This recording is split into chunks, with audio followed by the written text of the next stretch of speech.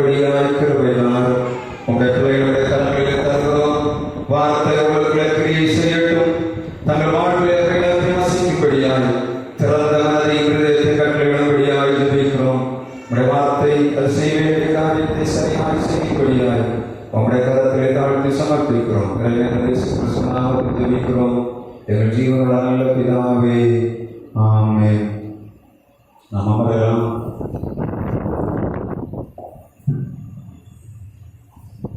நம்முடைய பிதாவாகிய தேவனாலும் குமாரனாகிய இயேசு கிறிஸ்துவினாலும் பரிசுத்த ஆவியினாலும் உங்களுக்கு கிருபையும் சமாதானமும் உண்டாவதாக.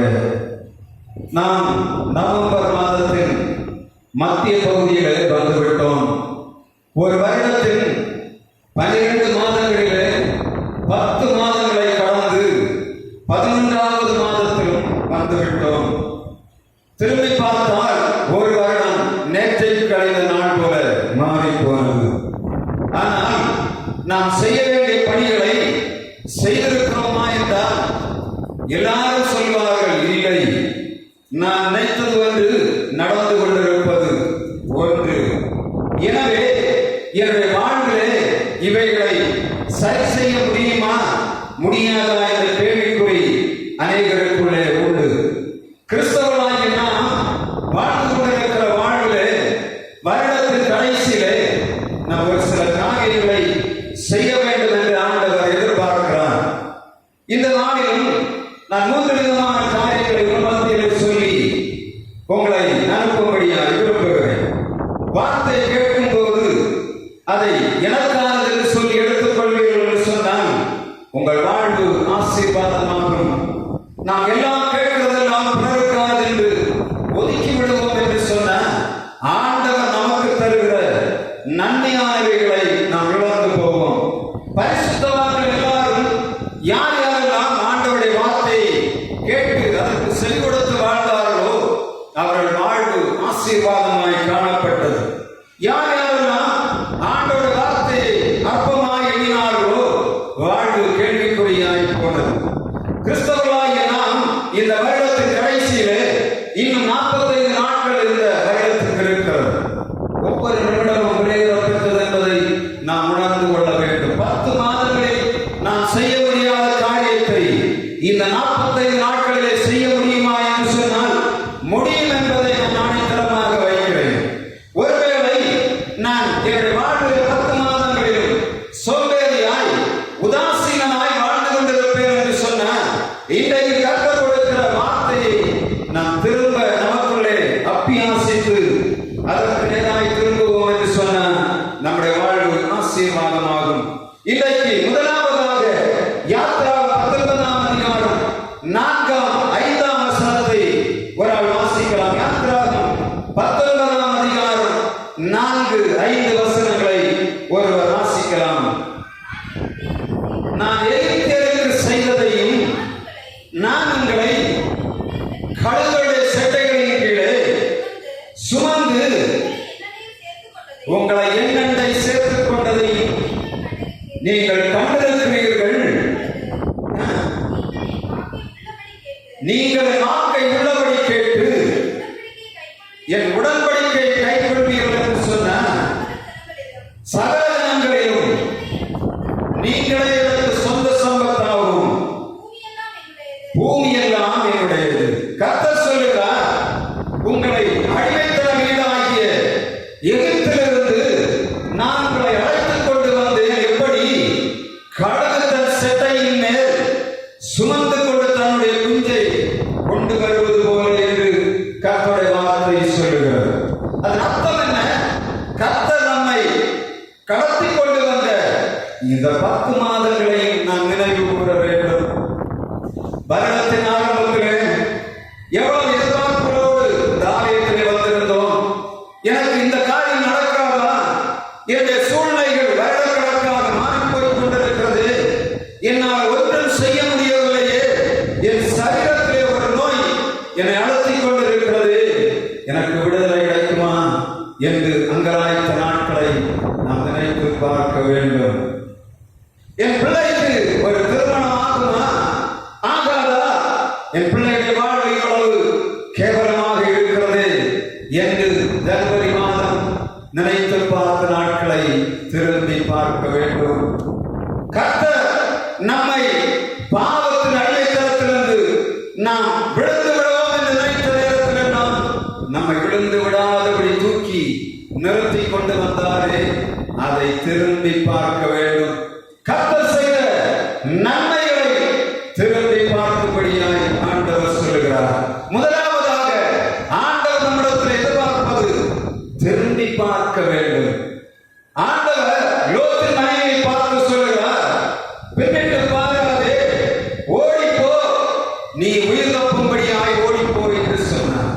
ஆனால் ஆண்டவர் இங்கே திரும்பி பார்க்க சொல்லுற காரணம் என்ன? பெற்ற நன்மைகள் ஏராளம் ஏராளம். நினைத்ததை காட்டி கர்த்தர் 100 மடங்காய் 1000 மடங்காய் 1,00,000 மடங்காய் ஆசீர்வதித்தார். நோயிலிருந்து விடுதலை தந்தார். உங்கள் எதிர்பார்ப்புகளை நிறைவேற்றினார். ஆசீர்வாதமாய் சமாதானமாய் அவருடைய சமூகத்திலே உட்கார செய்திருக்கிறார். திரும்பி பார்க்கும் போது நன்றி வர வேண்டும். அதைத்தான் ஆண்டவர் எதிர்பார்க்கிறார். சங்கீதக்காரனாகிய தாவீது சங்கீதம் 103 அதிகாரம் 1 வசனத்திலிருந்து தொடர்ந்து சொல்லுகிறார். கடைசி வசனம் வாசித்து பார்த்தீங்கன்னா உங்களுக்கு தெரியும். கர்த்தர் அவருடைய காலத்தில் அந்த ஆண்டவரை பார்த்து சொல்லுகிறார், கர்த்தர் எனக்கு செய்த எல்லா உபகாரங்களுக்காகவும் நான் ஒரு கிரத்தை செலுத்துவேன். என் ரட்சிப்பின் பாத்திரத்தை எடுத்துக்கொண்டு அவரை தொழுது கொள்வேன் என்று சொல்கிறேன். ஆத்துமாவே கர்த்தரை ஸ்தோத்திரி, என் முழுவதும் பரிசுத்த நாமத்தை ஸ்தோத்திரி. என் ஆத்துமாவே கர்த்தரை ஸ்தோத்திரி, அவர் செய்த சகல உபகாரங்களை மறவாதே என்று சொல்றார். அதுக்கு முன்னாடி தான் நிறைய சொல்லுகிறார். தகப்பன் தன் பிள்ளைகளுக்கு இறங்குறது போல அவர் அந்த பாவங்களை இவ்வளவாய் விலக்கினார் என்பதை பாராட்டு சொல்கிறார். தொடர்ந்து 103 சங்கீதத்தை படிச்சு பார்த்தீங்கன்னா கர்த்தர் நம்மை நடத்தி கொண்டு வந்த பாதைகளை நினைத்து பார்க்க வேண்டும். நன்றி உள்ளவர்களாய் வாழ்கிறோம் என்றால் இல்லை. வருடத்தின் ஆரம்பத்திலே நன்மையை பெற்று தீமையை அனுபவித்து எதிர்பார்த்துக் கொண்டிருந்த எத்தனையோ பேர் எல்லா நன்மையும் பெற்றும் ஆண்டவருடைய சமூகத்துக்குள்ளே வரவில்லை. காரணம் என்ன? நன்மை மாத்திரம்தான் அவர்களுக்கு தேவை. ஆண்டவர் நன்மையை கொடுக்கிறார். எதற்காக? தன் பிள்ளைகள் பரலோக ராஜ்யத்துக்கு வர வேண்டும் என்று சொல்லித்தான் நன்மையானவைகளை செய்கிறார். ஆனால் மனிதனோ தேவையானதை மட்டும் வாங்கிவிட்டு ஆண்டவருக்கு புறமுதுகு காட்டுகிற கடைசி நாட்களிலே நாம் வந்திருக்கிறோம். தேவ சபையே, கிறிஸ்தவனே, ஆண்டவருடைய பேரை தரித்துக் கொண்ட ஜனமே, 10 மாதங்கள் நடத்தி கொண்டு வந்த பாதை, நீ எந்த பாதையெல்லாம் நினைத்துப்பா. நான் இந்த ஆலயத்தில் வந்த பிறகு ஒவ்வொருடைய வாழ்க்கையும் சிந்தித்து பார்க்கிறேன். திரும்பி பார்ப்பது மாத்திரமல்ல, ஆண்டவருடைய சமூகத்திலே விழுந்து கிடக்க வேண்டிய நீங்கள் ஆண்டவருக்கு புறமுதுகு காட்டிவிட்டு எவ்வளவு காலம் ஓடுவீர்கள்? எவ்வளவு காலம் ஓடுவீர்கள்? ஆண்டவர் கொடுத்த நன்மை எவ்வளவு விலையேறப்பட்டதாக இருந்தது. அவருக்கு புறமுதுகு காட்டிவிட்டு இஷ்டம் போல வாழ்ந்து கொண்டிருப்போம் என்று சொன்னார். ஆண்டவர் சொல்கிறார், திரும்பி பாருங்கள். 2024 வருடம் எப்படி இருந்தது? 2023 வருடம் எப்படி இருந்தது? 2025 வருடத்தை ஆண்டவர் கையிலே தரப்போகிறார். 45 நாட்களும் ஆறு திறந்து கிடக்கிறது. வந்து கர்த்தர் தந்த நன்மைகளை அவர் சமூகத்தை அறிக்கையிட்டு அவரோடு நன்றி உலகமாய் வாழ்வீர்கள் என்று சொன்னார். 2025 வருடம் நீங்கள் எதிர்பார்ப்பதை காட்டும் 10 மடங்கான ஆசீர்வாதம். 2024 வருடத்திலே நீங்கள் பெற்றுக்கொண்ட ஆசீர்வாதத்தின் பிரதிபலனை நீங்கள் பெற்று அனுபவிக்க முடியும். கர்த்தர் ஆசீர்வதிக்க ஆரம்பித்திருக்கிறார் என்பதை நீங்கள் உணர்ந்து கொள்ள வேண்டும். இந்த 45 நாளாக சமூகத்தில் வந்து கிடந்து அவருடைய கவனைகளில் ஒன்றியாக இருப்பீர்கள் சொன்னார். அதன் விளைவை பெற்று அனுபவிப்பீர்கள். அதை உங்கள் எண்ணங்களில் நீங்கள் திரும்பி பார்க்கும்படியாய் ஆண்டவர் சொல்லுகிறார். கிறிஸ்தவனை திரும்பி பார்க்கிறாயா? ஆண்டவருக்கு முதுகை காட்டுகிறாயா என்பதை ஒரு நிமிஷம் சிந்தித்துப்பார். ஆண்டவர் பொய் சொல்ல அவர் மனிதன் அல்ல. அவர் சொல்லி செய்யாதிருக்க மாட்டார். என் ஆண்டவர் பொய்யுரையாத தேவன். உன்னை ஆசீர்வதிக்கவே ஆசீர்வதிப்பேன் என்று சொன்னார். அவர் ஆசீர்வதிக்கிறவர், அவர் பொய் சொல்லார். ஆனால் எல்லா ஆசீர்வாதத்துக்கு பின்பாலும் ஆண்டவர் Every blessing has a command and ஒரு ஆசீர்வாதத்துக்கு பின்பாலும் ஒரு கண்டிஷனை ஆண்டவர் வைத்திருக்கிறார். Every blessing has a condition. அதற்கு பின்னால்தான் ஆண்டவர் ஆசீர்வதிக்கிறார். கொடுப்பேன் என்று சொல்லுவார், இதை செய்தால் தான் கொடுப்பேன் என்று சொல்லுவார். உங்க இஷ்டத்தை கொடுப்பேன் என்று கேட்டுக் கொண்டிருந்தார், ஆண்டவர் சொல்வார், இதை செய்தால் தான் தருவேன் என்று சொல்லுவார். ஆண்டவர் சும்மா ஒருத்தருடைய ஆசீர்வாதத்தை அப்படியே கொட்டி விடுகிறவர் அல்ல. இன்றைக்கு பரிசுத்தம் பண்ணுங்கள், நாளைக்கு அதிசயத்தை காண்பீர்கள் இஸ்ரவேல் சொன்னார். பரிசுத்தம் பண்ண பின்புதான் ஆசீர்வாதத்தை கொடுத்தார். திரும்பி பார்த்து ஆண்டவருக்கு நன்றி செலுத்த வேண்டும். அவருடைய ஆசீர்வாதத்தை அடைவாய் பெறும்படியாய் ஆண்டவர் இரக்கம் பாராட்டுவார். இரண்டாவதாக, இந்த 2024 வருஷத்திலே நாம் செய்ய வேண்டிய ஒரு காரியத்தை ரோமர் 12ஆம் அதிகாரம் 1 முதல் 5ஆம் வசனம் வரையிலும் வாசித்தோம். ரோமர் 1ஆம் அதிகாரம் 2ஆம் வசனத்தை வாசிங்க. நீங்கள் இந்த பிரபஞ்சத்துக்கு வேஷம் தெரியாமல் தேவனுடைய நன்மையும் பிரியமும் பரிபூர்ணமான சித்தம் இன்னதென்று அறிந்து உங்கள் மனம் புதிதாகிறதுனாலே மறுரூபமாகுங்கள். முதலாவதாக திரும்பி பாருங்கள். இப்பொழுது இரண்டாவது சொல்கிறார், திரும்பி வாழுங்கள். முதலாவதாக திரும்பி பார்க்கணும். இரண்டாவதாக ஆண்டவருடைய ஆசீர்வாதத்தை நாம் பெற்றுக் கொள்ள வேண்டும் என்று சொன்னார், திரும்பி வாழ வேண்டும் என்று சொல்கிறார். இதைத்தான் சகரியா 8ஆம் அதிகாரம் 15ஆம் வசனத்திலும் 1 10ஆம் அதிகாரம் 15 முதல் 17 வசனங்கள் வரையிலும் ஆண்டவர் சொல்கிறார். 1 10ஆம் அதிகாரம் 15ஆம் வசனத்திலிருந்து 17ஆம் வசனத்திலே ஆண்டவர் சொல்கிறார், போலி பக்தி, போலி பரவசங்களை நம்பி போனவர்கள் திரும்பி வாழ வேண்டும் என்று சொல்கிறார். ஆண்டவருடைய வார்த்தை கிடைத்தது.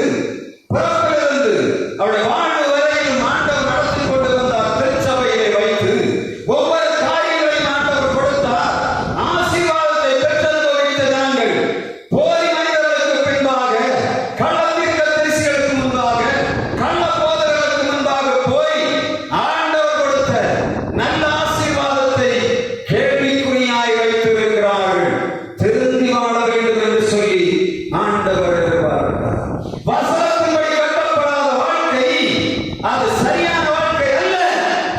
ஆவி என்று சொல்லக்கூடிய போலி ஆவிகளை நம்பி, போலி ஆசீர்வாதங்களை நம்பி, போலி தீர்க்கதரிசனங்களை நம்பி தங்கள் வாழ்க்கை அழித்துக் கொண்டிருக்கிற ஜனங்களை பார்த்து ஆண்டவர் சொல்லுகிறார், திரும்பி வாழுங்கள். எங்கே?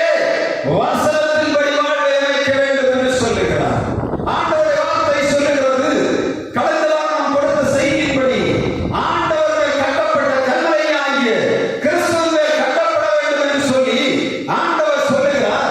அதிலே எபேசியர் 2ஆம் அதிகாரம் 12ஆம் வசனத்திலே ஆண்டவர் சொல்லுகிறார், அப்போஸ்தலர் தீர்க்கதரிசிகள் உபதேசங்களின் மேல் கட்டப்பட வேண்டும். ஆண்டவர் இயேசு கிறிஸ்து மூலைக்கல்லாக இருக்கிறார்.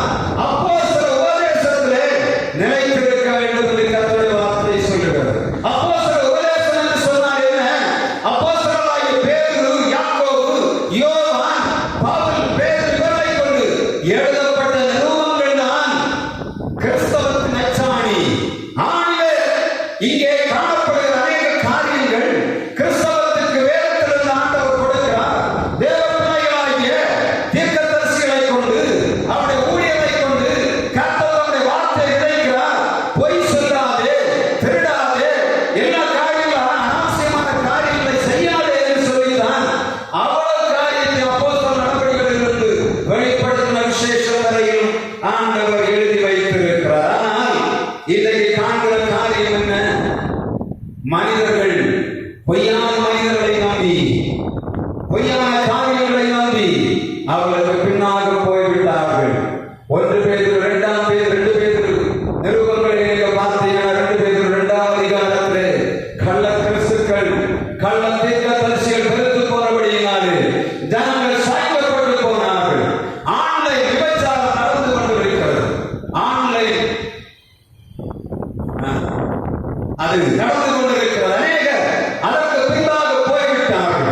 வாழ்வு எப்படி போகிறது என்று தெரியவில்லை. ஆண்டவருடைய வார்த்தையின்படி கட்டப்பட்டிருக்கிறோமா என்பதை நினைத்து பார்த்து திருந்தி வாழ வேண்டும் என்று சொல்ல. திருந்தன போன போக்கில் ஆண்டவர் திரும்ப போகக்கூடாது என்று சொல்லுகிறார்.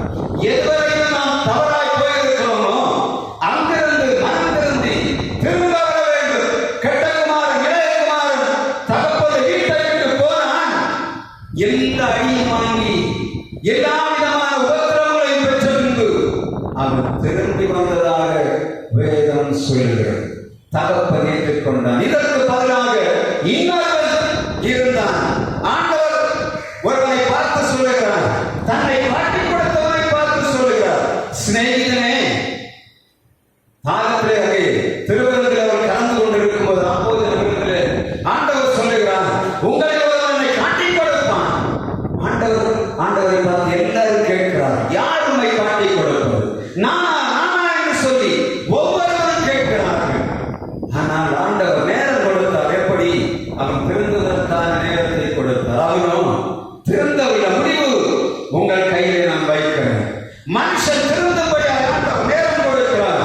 திருந்தாதவருக்கு ஆண்டவர் நேரத்தை கொடுத்து விட்டு அவனுக்கு கொடுக்க வேண்டிய காரியத்தை கொடுக்கிறதை வேதம் சொல்லுகிறது. கிறிஸ்தவர்களாகிய நாம் ஓடிக்கொண்டிருக்கிற பாதை சரியில்லை என்று தெரிந்தால் திருந்தணும். திருந்தி ஆண்டவருக்கு நேராக 2024 வருடம் நவம்பர் மாதத்திலே கர்த்தர் கொடுக்கிற எச்சரிப்பை பெற்று திருந்த வேண்டும் என்று ஆண்டவர் சொல்கிறார். உங்க சுயத்தினால் ஒன்றுமே செய்ய முடியாது. அநேக நேரங்களில் நாம் திருந்த வேண்டும் என்று நினைப்போம், திருந்தவே முடியாது. நாம் எவ்வளவு திருந்த வேண்டும் என்று நினைக்கிறோமோ அவ்வளவு கட்சிக்கு சிங்கப்பூர் பிசாசானவன் நம்மை எப்பொழுது தள்ளும்படியாய் சுக்கிக் கொண்டே திரிகிறான் என்பதை மாத்திரம் ஞாபகத்திலே வைத்திருக்க வேண்டும். ஒரே ஒரு ஆயுதம் உண்டு, அவனை ஜெயிக்கும்படியாய். நாம் திருந்த வேண்டும் என்று சொன்னார், ஆண்டோட சமூகத்தில் திருந்த வேண்டும் என்று சொன்னார். ஒரே ஒரு ஆயுதம் ஜெபம். அதை தவிர வேற எந்த வழியிலும் நாம் திருந்தவே முடியாது. ஜெபத்திலே குறைவு இருக்கிறவன் பாவம் செய்வான். பாவம் செய்கிறவன் ஜெபம் செய்ய மாட்டான். ஜெபம் செய்கிறவன் பாவம் செய்ய மாட்டான். இதுதான் சரியான இலக்கணம். ஜெபத்திலே தரித்திருந்து திருந்தி வாழும்படியாய் ஆண்டவர் எதிர்பார்க்கிறார். மூன்றாவதாக சகரியா 8ஆம் அதிகாரம் 9ஆம் வசனத்திலே ஆண்டவர் சொல்கிறார், திடப்படுங்கள். முதலாவதாக திரும்பி பாருங்கள், இரண்டாவதாக திரும்பி வாழுங்கள், மூன்றாவதாக ஆண்டவர் சொல்கிறார் திடப்படுங்கள் என்று சொல்கிறார். வாசிக்கலாம். சகரியா 8ஆம் அதிகாரம் 9ஆம் வசனம். கட்டப்படும்படிக்கு அஸ்திவாரங்கள் போடப்பட்ட நாள் முதற்கொண்டு தீர்க்கதரிசிகளின் வாயிலாய் வார்த்தைகளை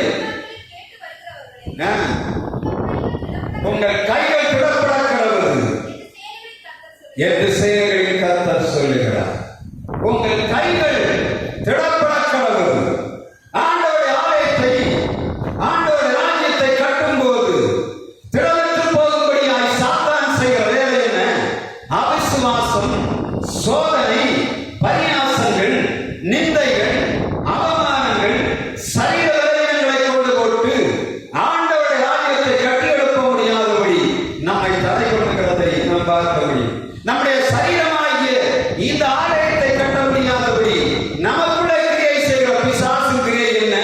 சோம்பேறித்தனம், நவிசாரம், சாந்தபோகம், இவைகள் நாம் ஆண்டவருடைய சமூகத்திலே வந்து நம்முடைய ஆவியில விடப்பட முடியாதபடி நம்முடைய ஆவிக்குரிய சரீரத்தை, நம்முடைய பூமிக்குரிய சரீரத்தை கட்டி எழுப்ப முடியாதபடி, நம்முடைய ஆலயத்தை நாம் கட்ட முடியாதபடி நம்மை தடைபடுகிறது. ஒரு மனிதன் தன்னுடைய ஆலயத்தை, தன்னுடைய சரீரத்தை கட்டுவான் என்று சொன்னான், அவன் ஆண்டவருடைய ஆலயத்தை கட்டும்படியாய் அவனுக்கு எல்லா வாய்ப்பையும் கர்த்தர் உருவாக்கி கொடுக்கிறார். உலக மனிதர்களாக இருந்தாலும் சரி, ஒருவன் கிறிஸ்துவுக்குள் இருந்தால் புது சிருஷ்டி, கிறிஸ்துவுக்கு வெளியே இருந்தால் என்ன? பழைய சிருஷ்டி. பழையவனாக இருக்கிறவனை கொண்டு ஆண்டவர் ஒன்றையுமே செய்ய முடியாது. புது சிருஷ்டியை கொண்டுதான் ஆண்டவர் புதிதான காரியங்களை அவர் செய்கிறவராய் இருக்கிறார். ஏன் திடப்பட வேண்டும்? நீங்க பார்த்தீங்கன்னா தெரியும், ஆண்டவருடைய ஆலயத்தை கட்டுவதற்கு அநேகருக்கு நிர்விசாரம் காணப்படுகிற காரணம் என்ன? அவர்கள் நினைக்கிறார்கள் இந்த உலகத்தோடு வாழ்வு முடிந்து போகிறது. ஆண்டவர் சொல்றார், யோவான் 14ஆம் அதிகாரம் 1-2 வசனத்திலே சொல்லுகிறார். வாசி யோவான் 14ஆம் அதிகாரம் 1-2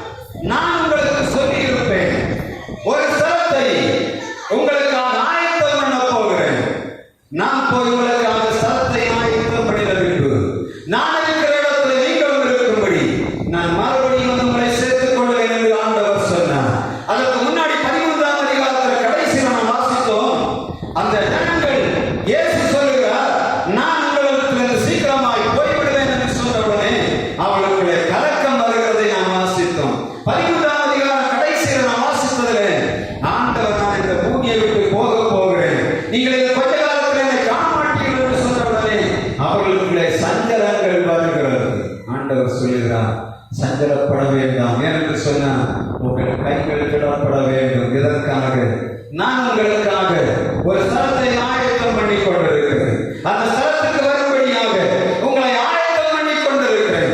அதற்காகத்தான் உங்களை எல்லா விதமான உபத்திரங்களின் மத்தியிலும் நடத்தி கொண்டு வருகிறேன் என்று சொல்கிறார். 1 பேதுரு 1:7-8 ஆண்டவர் சொல்கிறார், அழிந்து போகிற பொன் அக்கினியினாலே சோதிக்கப்படும், அதை காட்டில் நிறைவேறப்பட்டதான் உங்கள் விசுவாசம். நம்முடைய கர்த்தராகிய இயேசு கிறிஸ்து வெளிப்படும் போது உங்களுக்கு மகிழ்ச்சியை, கிருபையும் சமாதானத்தை உருவாக்கும்படியாக இப்பொழுது சகலவிதமான உபத்திரவங்களை உபத்திரவப்படுவீர்கள் என்று சொல்லுங்கள். அனைவரும் கேட்கிறார்கள், என் எதிர்காலம் என்னவோ என்று தெரியவில்லை, நான் பயந்து போயிருக்கிறேன், எல்லாருக்கும் எல்லாம் நடக்கிறது, ஆனால் எனக்கு மாத்திரம் நான் எதிர்பார்த்த காரியங்கள் நடக்கவில்லை, பயந்து கொண்டிருக்கிறோம். அடுத்த வருடம் என்ன நடக்கும் என்று தெரியவில்லை, எதை வாழ்க்கை எப்படி இருக்கும் என்று தெரியவில்லை, எதிர்காலம் எப்படிப்பட்டது என்று தெரியவில்லை. கேட்கக்கூடிய எதிர்காலம் காணப்படுவது காரணம் என்ன? நம்மளெல்லாம் கைவிட்டு விட்டார்கள், நம்ம நிலைகள் எல்லாம் கைவிட்டு விட்டது. இனி எனக்கு எதிர்காலம் இல்லை. நான் இனிமேல் என்னுடைய எதிர்காலத்தை பற்றி நான் என்ன செய்வேன் என்று தெரியவில்லை. சரீர வேதனை வந்து விட்டேன், என்னுடைய நண்பர்களை இழந்து விட்டேன், என் எல்லாவற்றையும் இழந்து விட்டேன், என்ன செய்வது என்று தத்தளித்துக் கொண்டிருக்கிறேன். நண்பரே, அன்பு சகோதரனே, அடிய வார்த்தையை கேட்டுக் கொண்டிருக்கிற அன்பு சகோதரனே, உனக்காக ஆண்டவர் உலகத்திலே தன்னுடைய செல்வகுமாரனை அனுப்பினார். பாவிகளை மீட்கும்படியாக இயேசு இந்த உலகத்திலே தன்னுடைய செல்வகுமாரன் இயேசு இந்த உலகத்திலே வந்தார். அவர் பாடுபட்டார், மரித்தார், அடக்கம் பண்ணப்பட்டார், உயிரோடு எழுந்தார், சீஷர்களோடு உலாவினார், பரலோக ராஜ்யத்துக்கு போனார், பரிசுத்த ஆவியை அருளினார். இப்பொழுது என்ன செய்து கொண்டிருக்கிறார்? உங்களுக்காகவும் எனக்காகவும் ஒரு ராஜ்யத்தை ஆயத்தம் பண்ணி கொண்டிருக்கிறார். கிறிஸ்தவனே, ஆண்டவருடைய பெயரை தரித்துக் கொண்டவனே, பயப்படாதே. ஆண்டவர் உனக்காக எல்லாவற்றையும் செய்கிறவர்.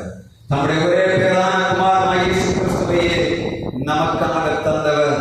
மற்றெல்லாவற்றை நமக்கு அருளாக இருப்பதன்படி வருடத்தின் கடைசியிலே 45 நாட்கள் இன்னும் இருக்கிறது. 43 நாட்கள் நாம் செய்ய வேண்டிய ஒரு காரியம், ஆண்டவரிடத்திலே அவர் தந்த நன்மைகளை திரும்பி பார்க்க வேண்டும். ஆண்டவருக்காக நாம் இவைகளை செய்திருக்கிறோம் என்பதையும் கொஞ்சம் வேண்டி பார்க்க வேண்டும். ஆண்டவருக்காக நாம் செய்ய வேண்டிய காரியங்கள் அவைகளை விட்டிருப்போம் என்று சொன்னால் ஆண்டவருக்காக திரும்பவும் நாம் பண்ண வேண்டும். நாம் திருந்த முடியாதபடி காணப்படுகிறோம்.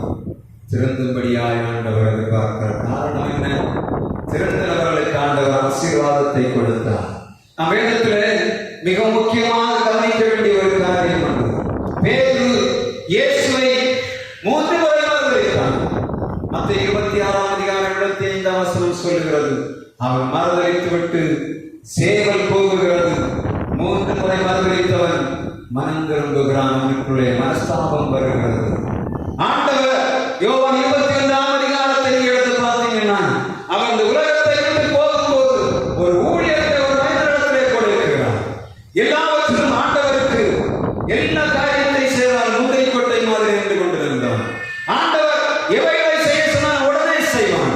அதை போல ஆண்டவர் இந்த உலகத்திலே ஒரு 21 நாட்கள் இந்த இடத்துல இருக்கிற நேரத்தில் அவரை காணவில்லை.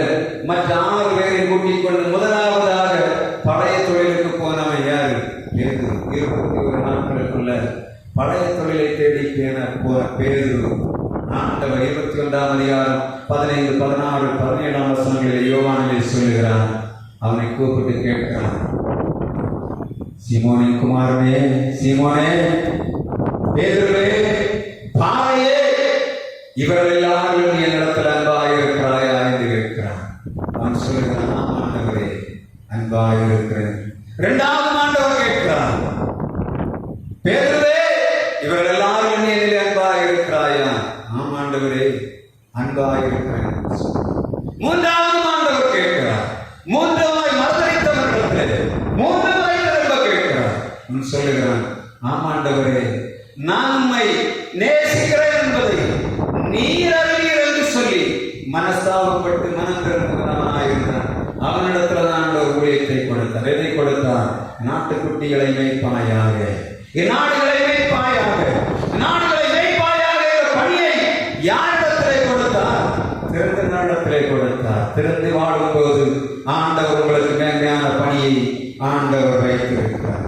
கிடதற்று கிடக்கிறவருடைய வாழ்வு ஆண்டவர் திடந்தரும்படியாக உள்ளவராயிருக்கிறார். அவருடைய வார்த்தை நம்மை திடப்படுத்தும்.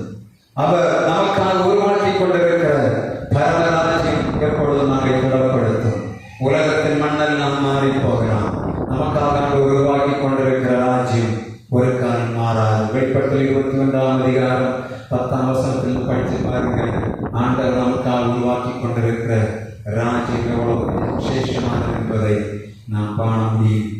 மண்ணில் நடக்கிறோம், நாம் தங்கத்திலே நடக்கப் போகிறோம். பசும்பொன் வீதியிலே நாம் விழாவப் போகிறோம். இந்த உலகத்தின் மண்ணெல்லாம் அதை நினைத்தீங்கன்னா நம்முடைய வாழ்வு திடனாய் இருக்கும். இந்த வாரம் முழுவதும் நம்ம சிந்திக்கணும், திரும்பி பார்க்கணும், திடப்படணும். அதை போல திருந்தி வாழும்படியாய் ஆண்டவர் உங்களுக்கு இரக்கம் பாராட்டுவாராக. கர்த்தர் தொடர்ந்து எங்களோடு பேசுவாராக. நம்மிடத்தில் நின்று அந்த அப்போஸ்தலர் விசுவாச பிரமாணத்தை பாடலாக பாடும்போது